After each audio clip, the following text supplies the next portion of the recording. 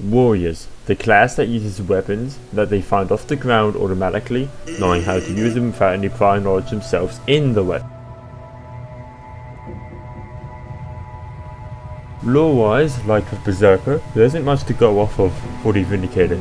It was used by some Grand Navy member who went missing, if I recall.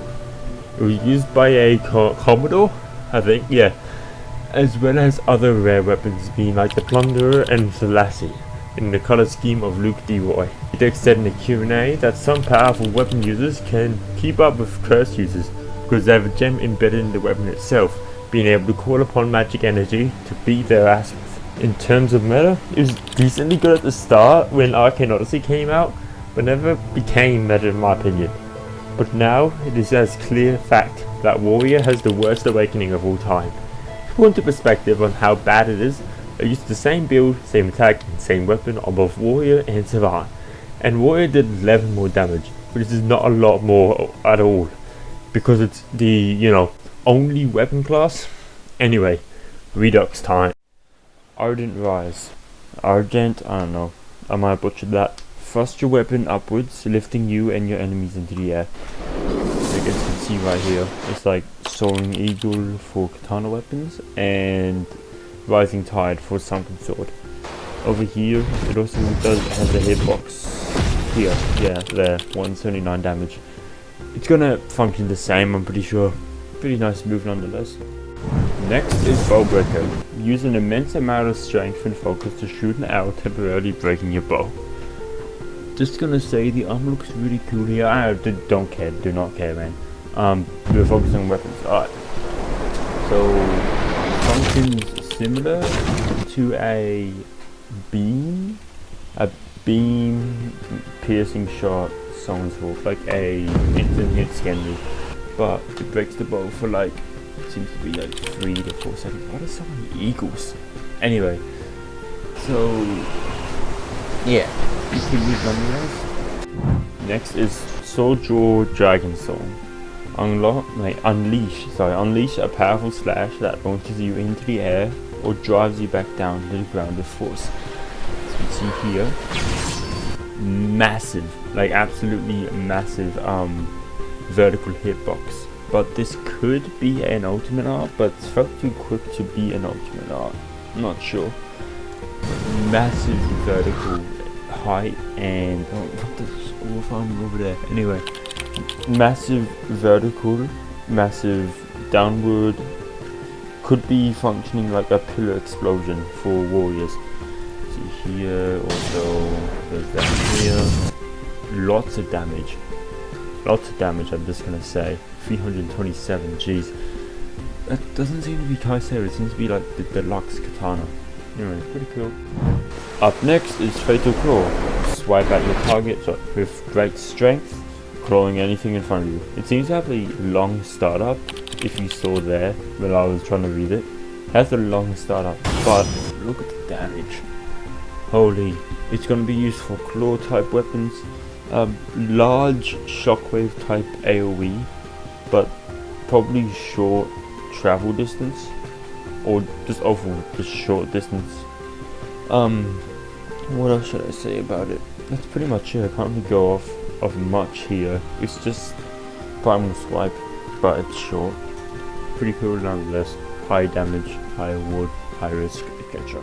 Dragon's Fury sends a flurry of slashes at your target, which will all pierce through any enemy wall. Damn, weird wording. I don't know. Anyway, I might have not read that right. Whoever played like World of Magic back in the day before Arcane Odyssey, this will bring back memories of the Exile. Yeah, see, like the Exiled slashes as well. They used to do like 20 slashes at once with really low damage, but here it's pretty high damage actually. It basically functions like rapid fire but for swords. Let me take a look at it. Rapid fire for swords, but if it's like lower damage, like 99 damage, it could be used for like end lag and whatnot, like punishing, etc. So it could be used for easily like any situation because it has a large size. Anyway, neat move nonetheless. Incision. Lunge forward and thrust your weapon, launching a piercing attack in an instant. Now, this was used on the size rapier for Lanthean, so it won't be this big usually, but that's the size. It works like a beam as well, basically like piercing shot, like the one I said earlier for Bowbreaker. Yeah, it's basically just a beam attack, not much to really go off of. Not cool move nonetheless, not gonna lie. Keen vision. Increase the strength at which your arrows are fired, making them deal more damage. Now, there is the green glow in the eyes, pretty cool. And higher damage. I know that was charged up, but lots of damage for range of arrows actually, right there. This is an aura move, so it could be used in any situation, I'd say. Cool one nonetheless, and it's basically strength aura or power aura, but for bows only. Pretty cool. Seismic Rift. Use all of your force to slam your weapon downwards, creating a long burst of energy that deals damage to enemies. It seems to be you can't really see it due to the breeze. Oh my god. It looks really cool on other images on Patreon, but I can't really show it. But it has a V-shaped hitbox. I don't know how much damage it does since I didn't really attack anyone in this video.